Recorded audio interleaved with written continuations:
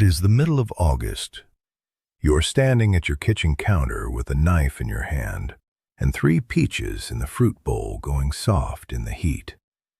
And the flies are back. The same flies that were on the counter yesterday morning. The same ones that were circling the compost bin the day before. One lands on the rim of the glass you just set down. One lands on the peach. You wave your hand, they scatter, they come back. You wave again, they come back again. And somewhere in the back of your mind, you know that you are not winning this. You are just waving your hand in your own kitchen while the flies wait you out. So you do what the store trained you to do. You drive to the hardware store. You pull a 3-pack of sticky strips off the hook by the door, $8.99. The yellow curling kind that hangs from the cabinet above the counter and catches flies, and also catches your hair, and also catches the corner of the dish towel when you reach past it. It fills up in a week that you spend looking at a yellow strip covered in dead flies hanging in the middle of your kitchen. And then you throw it out and you buy another one. Or you buy the spray, the can that promises to kill on contact, that fills the kitchen with a chemical fog that settles on every surface, that you read the label of very carefully the 3rd time you buy it, because you noticed it says, "Keep away from food preparation surfaces," and you cook on those surfaces 3 times a day. Now I want you to sit with something. My grandmother kept a glass jar on the kitchen windowsill every summer. June through September, every year, the same jar in the same spot. 3 ingredients, one of which was something from her pantry, one was a scrap of paper, one was the jar itself. She made it in 3 minutes. She never bought a fly strip in her life. She never owned a can of spray, and the flies in her kitchen in August were fewer than the flies in a house that was spending money every week trying to fight them. Not because the jar killed them, because the jar pulled them in. My name is Silas Miller. I am Amish, and I farm in Lancaster County, Pennsylvania. That jar my grandmother kept is what I am going to show you today. Exactly what goes in it, exactly why it works. Because once you understand the science of what a fly is looking for, the whole trap makes immediate sense. And exactly where to place it, because placement is half the method. I am also going to tell you the honest limits. There are several kinds of flies that visit a kitchen, and this trap handles some of them brilliantly, and some of them only moderately well. And you deserve to know which is which before you make it. But before any of that, I want to tell you the thing that most fly control products are very careful never to explain. Because if you understood it, you would stop buying the product. A fly does not come into your kitchen because it likes your kitchen. It comes into your kitchen because your kitchen smells like what a fly needs. Fermenting fruit.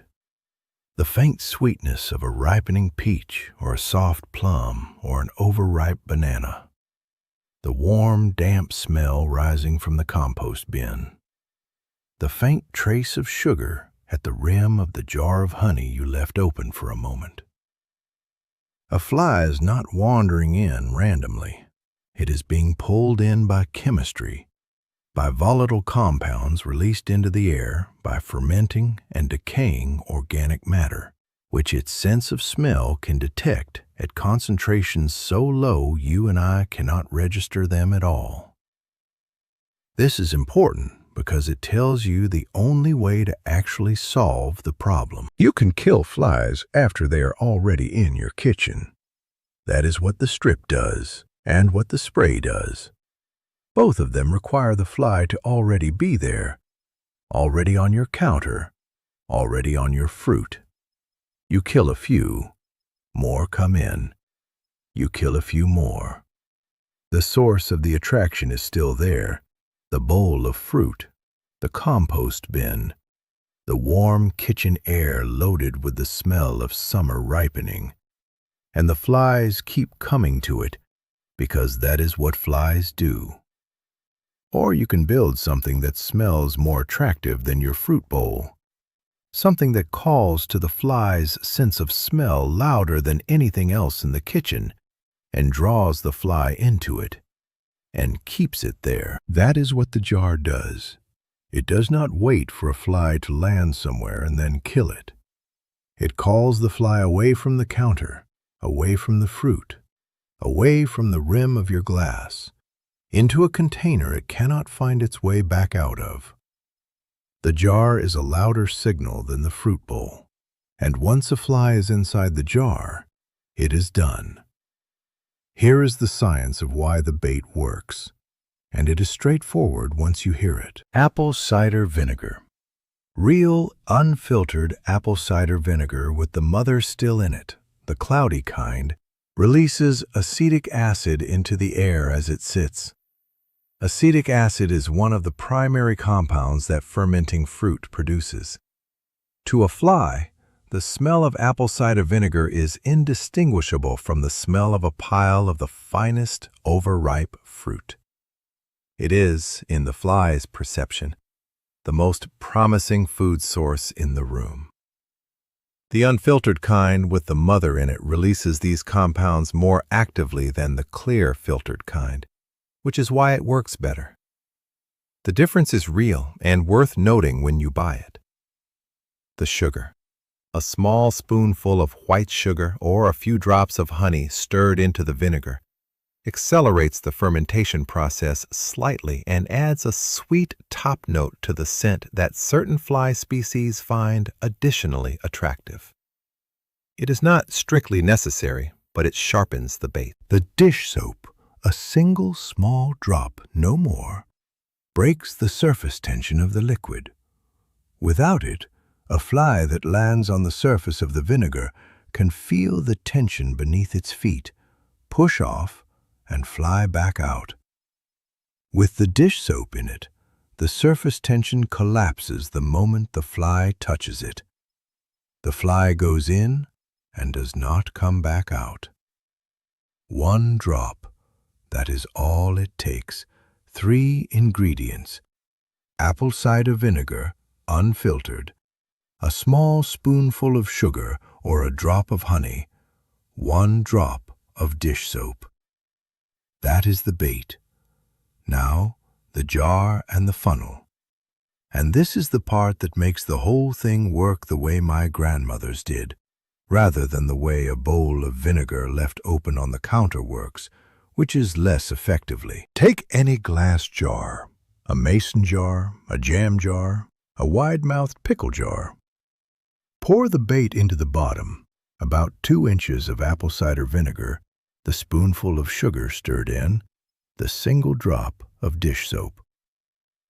Now take a piece of paper, a sheet of plain white paper, or a piece torn from a paper bag, or a square cut from a paper grocery sack, and roll it into a cone, a funnel shape with a small opening at the narrow end.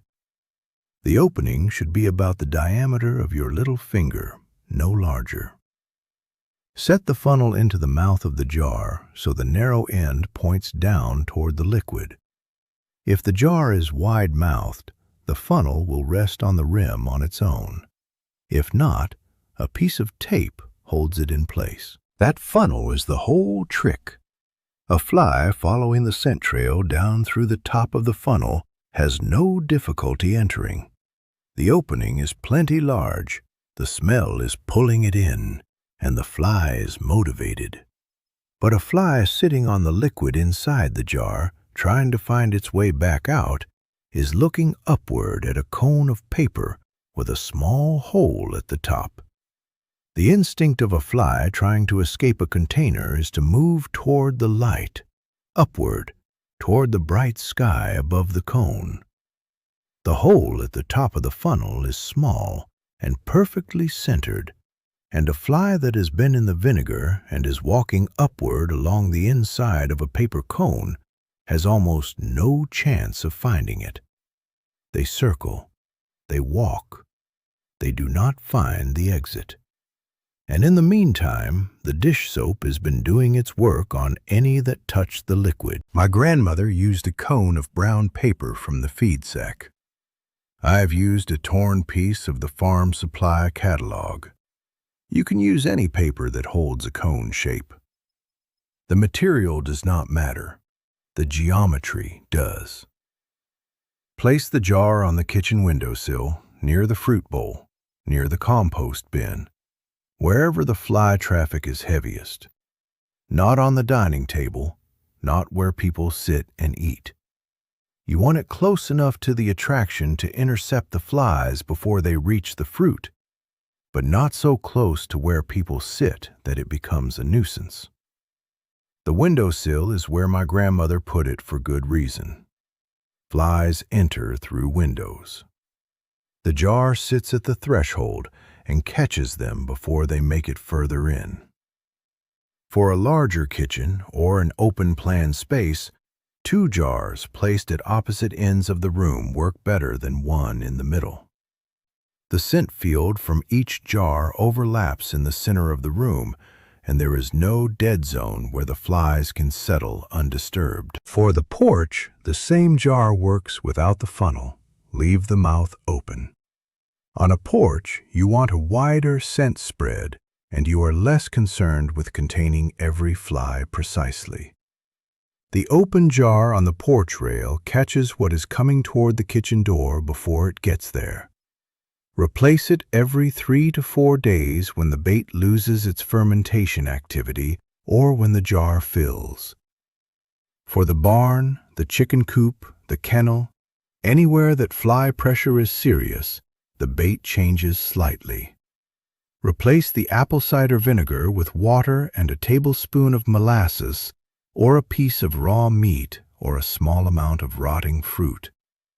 Houseflies and blowflies, which are the barn variety and the larger flies you see around animals and waste, respond to protein and sugar fermentation rather than to the acetic acid signal that draws the smaller kitchen flies. The funnel jar works the same way. The bait is different. Now I owe you the honest words about what this trap does well and what it does not, because I will not have you build it expecting one thing and find another. This jar is excellent for fruit flies, the tiny, slow, reddish-brown flies that hover over ripe fruit and swarm the compost bin in warm weather. If that is your problem, this jar will clear your kitchen of them in 24 to 48 hours. I am not exaggerating that. The apple cider vinegar is almost perfectly calibrated to the fruit fly's attraction chemistry, and once you have the jar placed correctly, the results are fast and dramatic. It is good, though slower, for common house flies. The larger gray flies that land on surfaces and are harder to kill. House flies respond to the vinegar bait, but less powerfully than fruit flies. They are also physically stronger and faster and slightly better at finding the exit hole in the funnel. Expect meaningful reduction in housefly numbers, not the near-complete clearance you get with fruit flies. It is not particularly effective for blowflies, the large, loud, metallic blue or metallic green flies that come in from outside, usually following the smell of meat or waste.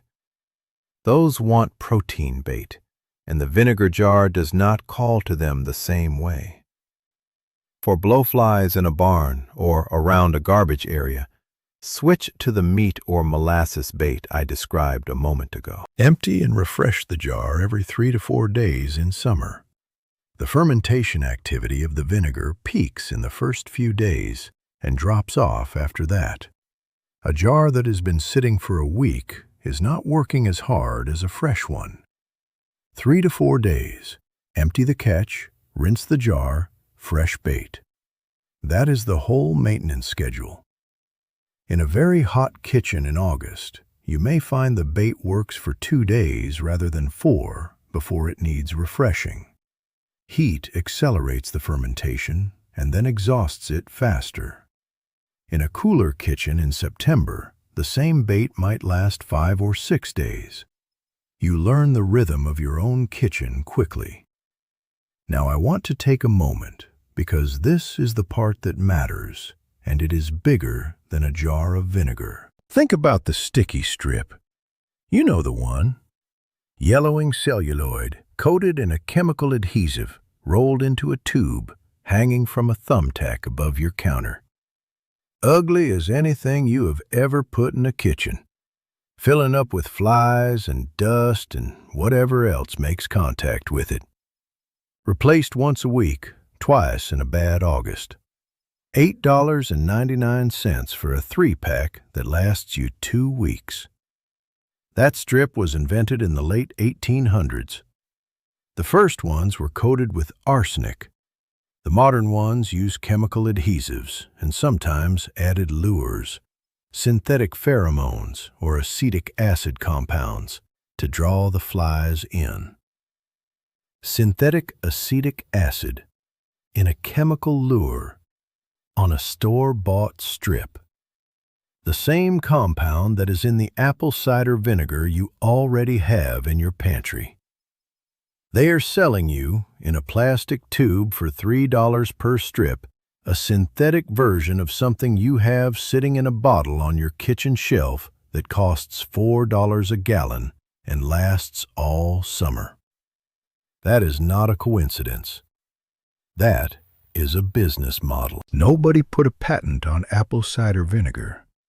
Nobody can charge you a premium for a mason jar you already own and a piece of paper. Nobody can sell you a subscription to a cone of brown paper rolled into a funnel.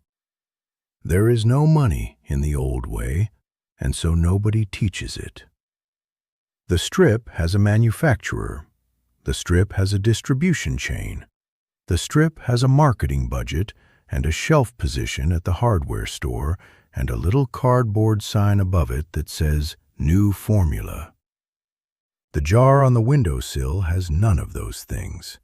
It just works. My grandmother never heard of the fly strip. She was gone before they were common in this county.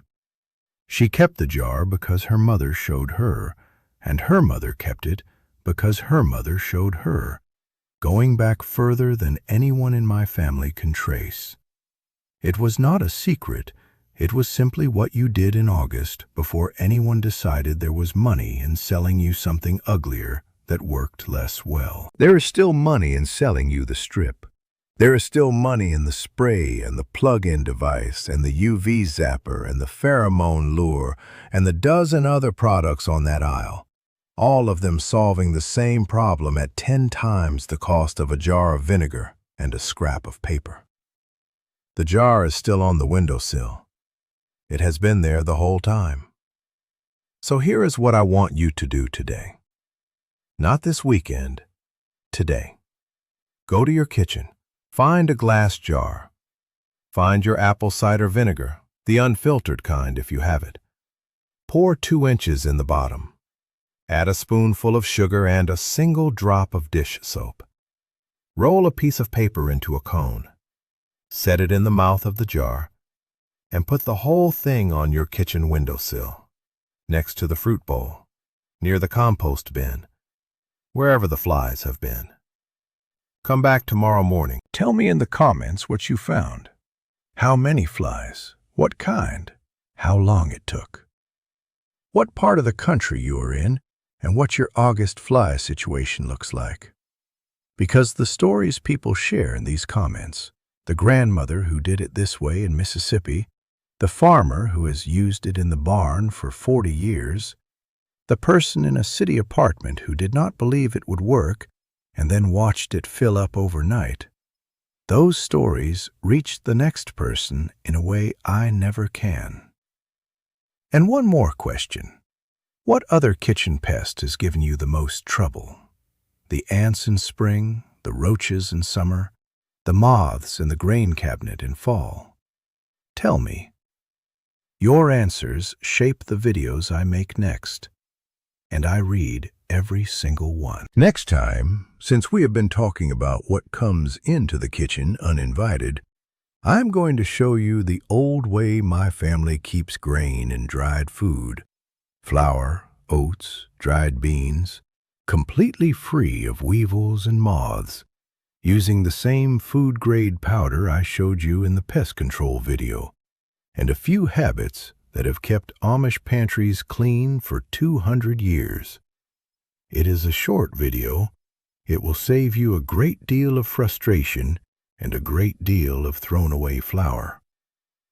Until then, roll the cone, pour the vinegar, set the jar on the sill, and remember, the people who built this country with their hands knew things we are only just starting to remember.